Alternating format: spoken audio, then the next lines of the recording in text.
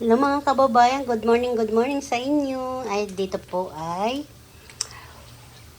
ano po ngayon, Merkulis. Ito po yung aking gagawin tukwa. Dalawa po yan. Dinalawa ko, ganito. Ito po ang pinaglagyan yan. Ito po ang ilalagay ko. Tsaka, kinchay, dalawang kinchay para mabango. Ito ang aking tukwa. Hindi nagkasya sa kawali, dinalawa kong loto. Kahit mahirap. Nilalagyan ko na talaga siya paminta sa kakunting asin, iodized. Para may lasa na po. Tapos po ito mga kababayan, pag linagay nyo yung black beans, aalisin nyo na po yung tubig, yung sabaw niya. Kasi maalat po yun. Kapag linagyan nyo po mga kababayan, ilagay nyo na yung kinchay. Ito po galing sa freezer namin. Lagi po yan nakaready ang mga aming sangkap sa pagluluto. Landyan lang po siya sa freezer. Paano po? Yan lang po. Nagsawa na sa karne, ito nang lulutuin ko, tukwa. Yan, marami po yan. Ganyan paghiwa ko, pahaba lang. Tapos ito, black beans, saka kinchay. O, diba? Tapos, soy sauce, saka, ano po, anunahan ba ito? Soy sauce, saka, ano ba pangalan nito? Ito. ABCD. Malikot na yung camera ko. Sige po mga kababayan, lutuin ko muna ang akin tukwa, baka ma-over. Sabagay, kahit po yan ma-over, pag linuto uli, lalambot yan. Masarap po yan mga kababayan. Hindi po yan nakakasawa. Pero wag naman po lagi-lagi yan. Ha? Isang buwan, isang bisis, 2 buwan. Maganda po yan sa katawan. Tukwa na may black beans, saka kinchay. Yan mga kasimple. Ang aking pangalawang pritong tokwa, nandito na yung isa. Tapos yun po, pritong baboy. Binabad ko na po itong kahapon bago ako umalis. Limpo po yan daily. Ano po yung linagay ko, bawang na durog, pamintan durog, saka suka, tuyo. Yan po mga kasimple. Piprito ko siya. Matapos lang nito yung tukwa. Kasi yung iba nun mga kababayan, ilalagay ko sa may tukwa. Prito na tukwa na may tausi. Tausi ba pangalan nito? Ito. Tausi o black beans. Basta sa amin tausi ito eh. Masarap to mga kabayan, tausi na mayroong patula sanay. Kaso wala, kinchay na lang. Di ba mga kababayan? Ito ang akin tinidor. Kasi, ano po ako dito, itong gusto ko, ayoko yung mayroon, ipit-ipit. Parang ako'y nahihirapan. Dito kasi ako, comfortable. Yung nasasanay ba mga kasimple. Wala po ako ngayong cutex. Dahil, tinanggalan ako ng cutex dahil nga galing ako sa doktor, nagpa-check up. Sabi ng mister ko, tanggalin ko daw yung cutex. Di tinanggal ko. Saka ko na lang ibabalik. Tapos September 17, balik ko uli.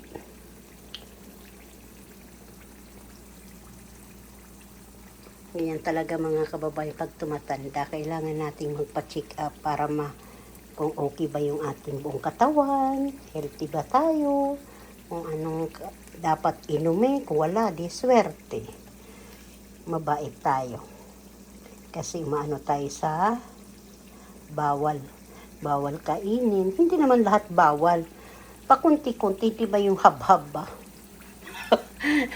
Ay siya, sige na mga kababayan, baka naman kung ano na naman mga sinasabi ko dito sa akin video. Ay siya, tukwa na prenito, lalagyan ng black beans at saka kinchay at dalawa yan. Kasi pag isa lang po, ito po ang pinaglagyan ng tukwa. Dalawa na po, yung isa nandun na sa basurahan. Dinalawa ko na yan kasi yung anak ko lang panganay ang makakain nito, yung isa. Kami, ng asawa ko, hindi kami makakain kasi ubos na. Gustong-gusto niya. Tapos lalagyan po ng cornstarch para malapot-lapot. Diba mga kababayan? Mamaya na ako magkakalog-kalog ng cornstarch pag okay na. Pag naprito ko na sila lahat. Paano po mga kababayan? Ito na po yung aking menu ngayon na may Merkulis. Dahil di pang anak kong panganay pero ewan ko nandoon yata sa pangalawa niyang trabaho. May extra siya dito eh. Pag di off, yan gusto ko siya mag-extra. Sige lang kay bata pa naman, kaya pa ng katawan. Ako hindi na, dito na lang. Pagluluto lang, nakakapagod na eh. Mag-extra ka pa. Mag-day off ka, magpahinga ka na lang. Habang bata, kumilos. Maganda po yung kumikilos para pagdating sa pag-edad na, hintay mo na lang yung pensyon mo.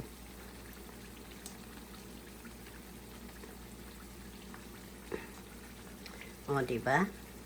Babaliktarin ko na siya mga kasimple. Kasimple, ito na po yung aking tausi na mayroong tokwa at saka halong pork. Saka konting cornstarch para malapot-lapot yan. Saka kinchay po mga kasimple. Yung baboy, prinito ko muna bago ko hinalo sa tokwa. Tausi, tinausihan ng tokwa na mayroon pork. Ito naman, tinabi ko lang preto. Para kung ayaw sa tausi, dito sila. Paano po mga kababayan, pinakita ko lang tausi na tokwa. Mayroon 4 yata ang peraso na baboy. Ganito lang po, kunting sabaw para po. Masarap din ito mga kababayan na lagyan ng gulay. Mas masarap po yan linalagyan patula. Tinausihan na patula. Pwede po yan lagyan ng isda. Kung wala kayo baboy, isda po pwede. Paano po mga kababayan, kain na po tayo. Halo-halo na po ito mga kasimple yung aking upload ha.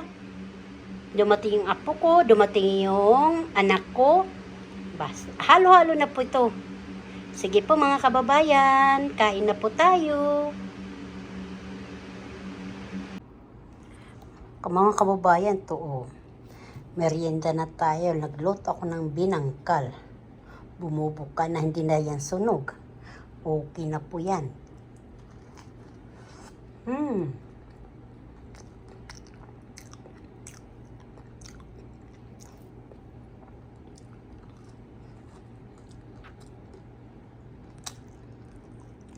Kain po.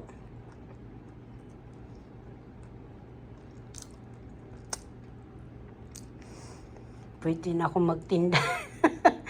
Merienda lang namin to. Habang nanonood ka ng TV, ng YouTube, may merienda na po. Kain po ng mga kababayan. Merienda na po ako. Sarap. Hindi na po ako nag-gloves kasi tapos na eh. Tinanggal ko na yung gloves. Malagkit na sa kamay.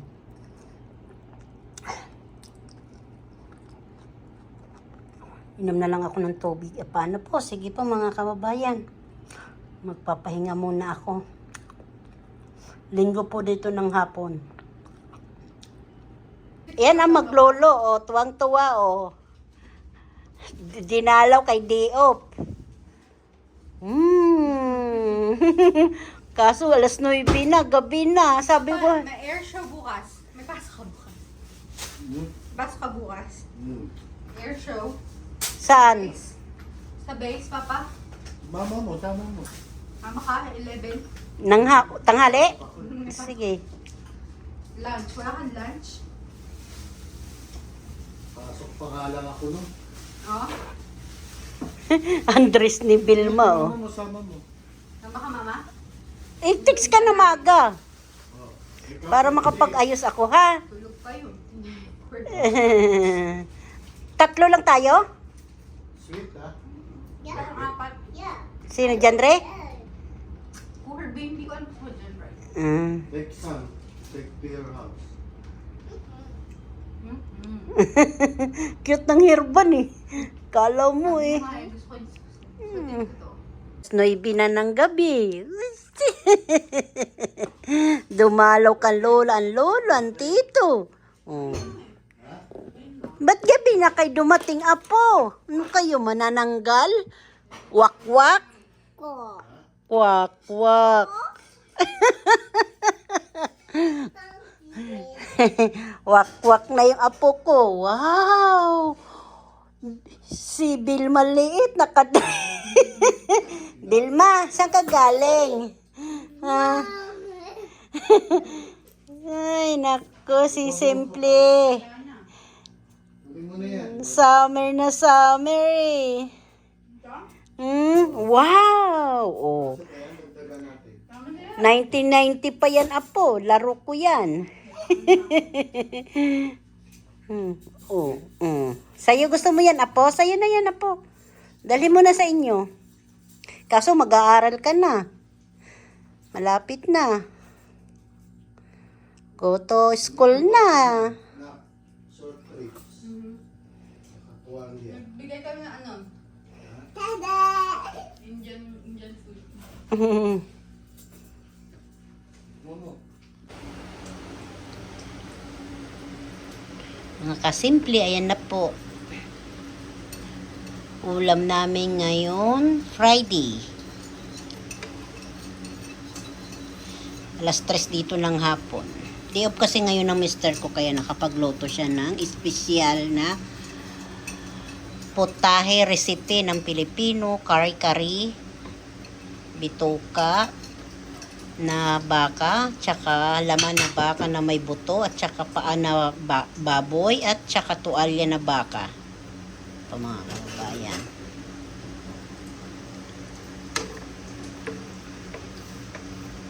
Overload na gulay. Vegetable. Ayaw nyo sa laman, puro ka na lang gulay. Yan po yung mga gulay na yan galing sa garden. Yung pitsay lang hindi. Ay, curry. Oh.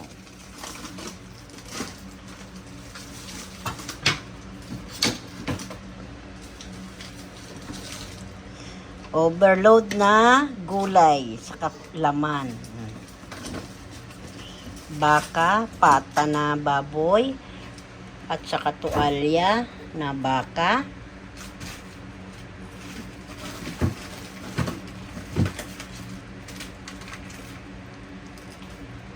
Malapot ang sauce dahil sa peanut, saka sa bigas na malagkit.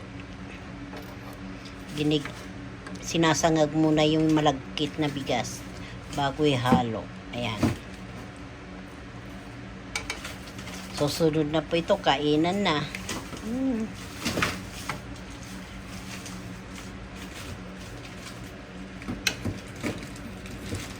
Sarap. Daming gulay. Kain po tayo mga kababayan. Ito po ay pata, saka yung buto-buto na baka. Ayan, baka po ito. Laman saka may buto. Ribs. May ribs siya. Kasi masarap po yung ribs na baka.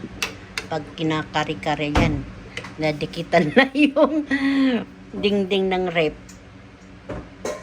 Paano po mga kababayan? Kain na tayo. O bayan, nagkakape ako, tapos ito yung ano ko, yung kakainin habang nanonood ako ng TV. Merienda pala mga kababayan. Merienda tsaka kape. Tapos yung mais. Violet na violet sa loob. Paano mabawlatan? Ito yung nagbibideo nga ni. Bibidyo nga ni. Ayan. Dalawa ininit ko. Tapos, tinabi ko lang kasi day off ngayon ni Jeric. Baka gusto niya. Binibili din namin to sa market. Ganito, tapos ikaw na mag-iinit. Laga na ito, pero pag gusto mo kumain, kainin siya, ilalaga mo din.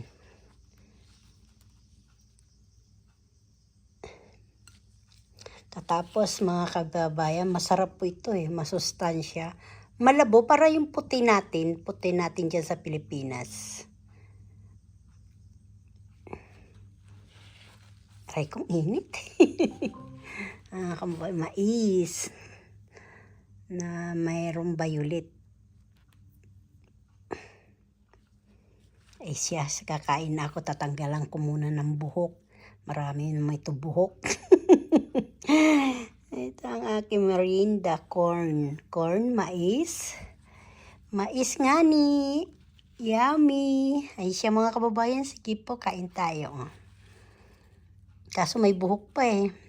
Tatanggalan ko muna. Tapos may kape po ako. Init.